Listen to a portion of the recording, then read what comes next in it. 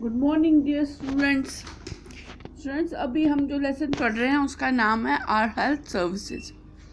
तो last time जो हमने पढ़ा था वो था कम्युनिकेबल डिजीज़ और फर्स्ट एड बॉक्स के बारे में।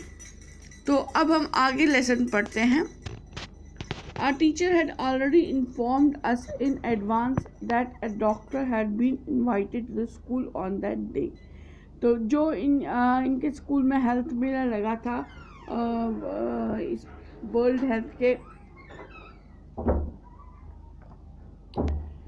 जो वर्ल्ड हेल्थ डे सेलिब्रेशन पे 7 अप्रैल को जो इनके स्कूल में हेल्थ मेला लगा था, तो उस दिन के लिए अलग अलग स्टॉल से तो एक डॉक्टर भी बुलाया गया था उनके स्कूल में। और जो सारे बच्चे थे वो बहुत एक्साइट थे। All the children were very excited and ready with their queries. और अपनी जो उनकी क्योरीज थी, जो उनके क्वेश्चन थे, जो उनके सवालात थे या कुछ जानने की इच्छा थी, तो वो सब पूछने के लिए वो सारे तैयार बैठे थे। The doctor arrived exactly at 2 o'clock। तो डॉक्टर जो वो बराबर 2 बजे पहुंच गया इनके स्कूल में। First of all he met the children of class 5th। तो सबसे पहले वो क्लास 5th के बच्चों से मिला। As the teacher welcome the doctor, Rohit raised his hand. जब टीचर्स ने डॉक्टर का इस्तकबाल किया, वेलकम किया, तो उसके बाद ही रोहित ने सबसे पहले हाथ खड़ा कर दिया। और when the doctor signalled he stood up and said. तो जब डॉक्टर ने उसको इजाज़त दी, उसको बोला हाँ पूछो अपना सवाल, तो वो डॉक्टर से पूछने लगा। Doctor, my maternal uncle lives in a village. तो उसने कहा मेरे जो मैटरनल अंकल हैं, जो मामा जी हैं मेरे, वो गांव में रहते हैं। These days he is in our town for my maternal grandfather's medical treatment in the hospital. और इन दिनों वो शहर में हैं, टाउन में हैं, शहर में हैं उनके ट्रीटमेंट के लिए। जो मेडिकल ट्रीटमेंट है उनकी, जो डॉक्टर से जांच या डॉक्टर की जो वो बीमार हैं उसके इलाज के लिए जो यहाँ पर है, वो इस टाइम अस्पताल में है इलाज के लिए। Are health facilities not available in the village. तो अब उसके मन में ये सब देखकर उसने जब ये देखा कि उसके जो नाना जी हैं वो इस टाइम सिटी आए हुए हैं, शहर में आए हुए हैं, टाउन में आए हुए हैं मेडिकल फैसिलिटी के लिए, इलाज के लिए, तो उसके मन में ये सवाल उठा ये देखकर कि क्या गांव में मेडिकल फैसिलिटी नहीं होती है। तो इस पर डॉक्टर ने कहा हाँ होती है, of course there are medical facilities in the village. तो उसने कहा हाँ मेडिकल फैसिलिटी गांव में होती है। हमारे देश में सेंट्रल और स्टेट गवर्नमेंट्स जो हैं, in our country the central state governments provide health facilities for all. तो हमारे देश में जो हमारी सेंट्रल हुकूमत होती है, जो केंद्र में हुकूमत करती है, और जो स्टेट की हुकूमत होती है, हमारे प्रदेश की, हमारे राज्य की जो हुकूमत होती है, वो दोनों ही अपने देश और अपने राज्य के लोगों को मेडिकल फैसिलिटी, इलाज की जो सुविधा है वो मुहैया कराती है। ये विलेज लेवल पे भी होता है, गांव के स्तर पे भी होता है, ब्लॉक के स्तर पे भी होता है, और डिस्ट्रिक्ट के स्तर पे भी होता है। छोटी छोटी शहर और बड़े बड़े शहरों में भी ये फैसिलिटी होती है, लेकिन but this facilities are not the same everywhere. लेकिन हर जगह ये फैसिलिटीज़ एक जैसी नहीं होती है।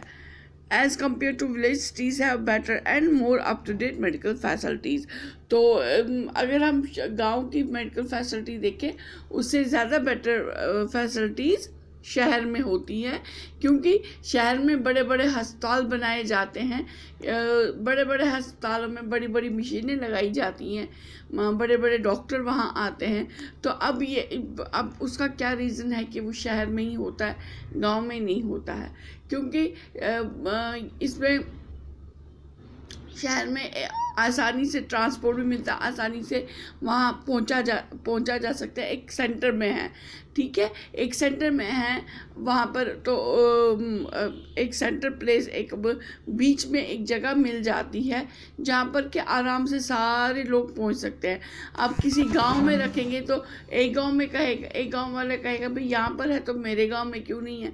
तो अब वहाँ पर इतनी बड़ी बड़ी महंगी मशीनें लगती हैं, तो ये सब हर जगह मुहैया कराना आसान नहीं होता है, मुमकिन नहीं होता है।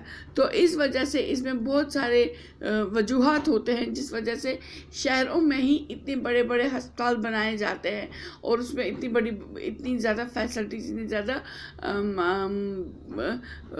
नए नए तरीके होते हैं इलाज करने के, नई सुविधाएं होती हैं इलाज की, और बड़ी बड़ी मशीनें होती हैं। तो इसलिए छोटी मोटी बीमारियां जो होती हैं वो हम गांव में भी, जो गांव में छोटे छोटे अस्पताल होते हैं या मेडिकल सेंटर्स होते हैं, प्राइमरी हेल्थ सेंटर्स होते हैं, वहाँ पर भी उनका इलाज किया जा सकता है। और वहाँ के जो अस्पताल आते हैं, डिस्ट्रिक्ट अस्पताल होते हैं वहाँ पर, तो उधर डॉक्टर्स भी होते हैं डिस्ट्रिक्ट अस्पताल में। तो फिर वहाँ पर भी पेशेंट्स आते हैं, और अगर खुदा न खास्ता उससे भी ज़्यादा कुछ गंभीर बीमारी हो तो फिर उनको, ऐसे पेशेंट्स को शहर भेजा जाता है इलाज के लिए, क्योंकि वहाँ पर बहुत ज़्यादा अच्छी मेडिकल फैसिलिटीज़ हैं, इलाज की सुविधाएं बहुत अच्छी हैं। What kind of health facilities are available in villages? asked सीमा। किस तरह की मेडिकल जो फैसिलिटी है, जो इलाज की सुविधा है, वो किस तरह की गांव में, वो किस तरह की मुहैया की जाती है, किस तरह की गांव में वो फैसिलिटीज़ दी जाती हैं। In places wire the population is about 5000, जहाँ पर पॉपुलेशन जो होती है, जो लोगों की रहने वालों की तादाद 5000 के करीब होती है। There is a primary health sub centers. तो प्राइमरी हेल्थ सेंटर जो होता है, जो छोटा सा, हम जिसको डिस्पेंसरी भी कहते हैं या छोटी हेल्थ सेंटर भी कहते हैं, जहाँ पर जो इमीडिएट जो लोगों को कुछ बीमार हो, छोटी मोटी बीमारी होती है, जैसे बुखार होता है या लूज़ मोशंस हो जाती हैं या ऐसे कोई चीज़ें होती हैं, माँ बच्चे का ख्याल रखा जाता है, उनसे रिलेटेड कुछ प्रॉब्लम होती है, तो जो ये ऐसी चीज़ें होती हैं, वो ये जो प्राइमरी हेल्थ सेंटर्स होते हैं या सब सेंटर्स होते हैं, तो उधर ये देखी जाती है। बट इन हिली और far flung areas this facility is provided even for a population of about 3000। और अगर जो दूर दराज के एरिया होते हैं वहाँ पर ये अगर 3000 ही लोग हों, 3000 कम से कम 3000 लोग हों, तो उधर भी ये फैसिलिटी दी जाती है। In every primary health sub center there is 1 male and 1 female health worker. तो जो भी ये प्राइमरी हेल्थ सब सेंटर होते हैं, उधर एक मेल, एक आदमी और एक औरत हेल्थ वर्कर जो होते हैं, जो ये देखते हैं,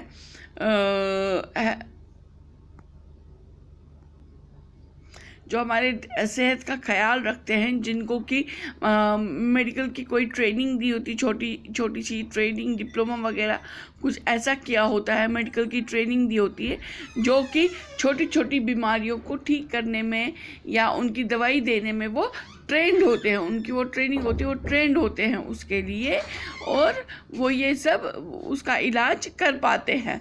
तो वो उधर एक मर्द का और एक औरत का जो हेल्थ वर्कर होते हैं, जो ये छोटे छोटे असिस्टेंट्स होते हैं, तो वो एक औरत और एक मर्द ज़रूरी होता है वहाँ पर, ठीक है। और वो इकट्ठे ही जो भी सेहत से मुतल्लिक जो भी इश्यूज़ होते हैं, जो भी कोई बीमार होता है, कुछ भी प्रॉब्लम होती है, तो उनसे उसके बारे में उन सबको पता होता है, उन दोनों को पता होता है, और वो इस सब का इलाज कर पाते हैं, इस सब को वो देख पाते हैं, और एकदम से वो जो भी सबसे पहले ही जो दवाई वगैरह देनी होती है इमिडिएटली, अगर जैसे कि मान लो किसी को बुखार आ गया, तो हम एकदम से पहले क्या करेंगे, हम बुखार को कम करने की कोशिश करेंगे, तो उसकी दवाई देंगे और उसके बारे में बताएंगे कि भाई इसकी ये दवाई है, इस वक्त पे ये दवाई दे देना इस वक्त। तो वो हेल्थ वर्कर्स होते हैं वो इस सब के जानकार होते हैं, उनको इस सब के बारे में पता होता है, ट्रेनिंग दी गई होती है, तो वो इस सब के लिए वो काम करते हैं। तो जब कुछ बड़ा, अगर खुदा न खास्ता इससे कुछ बड़ी बात निकले, कोई बड़ी बीमारी निकले, तो फिर अस्पताल में भेजा जाता है और अस्पताल से फिर बड़े अस्पताल में भेजा जाता है। अच्छा, इनको जानकारी होती है health of mother and child, जो माँ और जच्चा बच्चा की जो उनकी सेहत की जानकारी जो होती है वो उसके बारे में इनको पता होता है कि उनको कैसे देखना है, उनका ख्याल कैसे रखना होता है।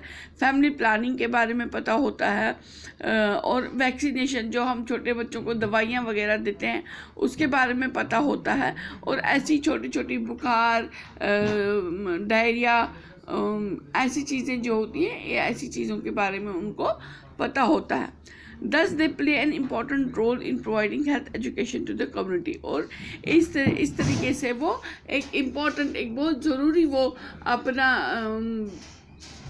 अपनी खिदमत देते हैं, बहुत ज़रूरी इसी तरीके से वो अपनी खिदमतें एक सोसाइटी को देते हैं, एक गांव को देते हैं, या जो भी आसपास के लोग होते हैं जो भी उधर आते हैं उनको अपनी ख्याल रखते हैं उनका। और जो पूरी कम्युनिटी होती है उनको हेल्थ एजुकेशन के बारे में, उनको सेहत कैसे ठीक रखा जाता है, क्या करना होता है, किस टाइम पे अगर कुछ बीमार हो जाए, अगर डायरिया हो जाए या बुखार आ जाए या सर में दर्द हो, इस वक्त पे सबसे पहले हमें क्या करना चाहिए, इस बारे में वो लोगों को बताते हैं, उनकी मदद करते हैं। ये सब कुछ उनको बताने में और ये सब कुछ उनको जानने में, समझाने में, समझने में उनकी ये मदद करते हैं। They also look after the work related to national health schemes. जो नेशनल हेल्थ स्कीम जो सेंटर या स्टेट ने जो स्कीम्स बनाई होती है सेहत से लेकर, जैसे कि कोई बीमारियों को ख़त्म करने में, कि जैसे मलेरिया, ट्यूबरकुलोसिस और पोलियो।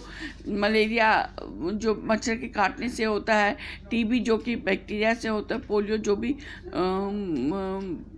ये बीमारियां जो होती हैं, तो इनको ख़त्म करने में जो हमारी स्कीम्स है, जो हमारे सेंट्रल गवर्नमेंट ने भी या स्टेट गवर्नमेंट ने भी, सेंट्रल गवर्नमेंट ने ही इसके लिए जो स्कीम्स चलाई हैं दवाई देने का, जैसे साल में 4-5 बार पोलियो के ड्रॉप्स दिए जाते हैं बच्चों को, या ट्यूबरकुलोसिस की मुफ्त दवाइयाँ दी जाती हैं हेल्थ सेंटर्स पे, तो ये सब, या उसके लिए वैक्सीन दिया जाता है, जैसे BCG का टीका लगाया जाता है छोटे बच्चों को, कोई BCG का टीका लगाया जाता है, या ऐसी चीज़ें जो होती हैं उनकी दवाइयों के बारे में, टीकों के बारे में, इंजेक्शन्स के बारे में, तो ये सब जानकारी उनको होती हैं और वो ये सब जानकारियाँ लोगों तक भी पहुंचाते हैं और मदद करते हैं ऐसी गंभीर बीमारियों को जड़ से ख़त्म करने में।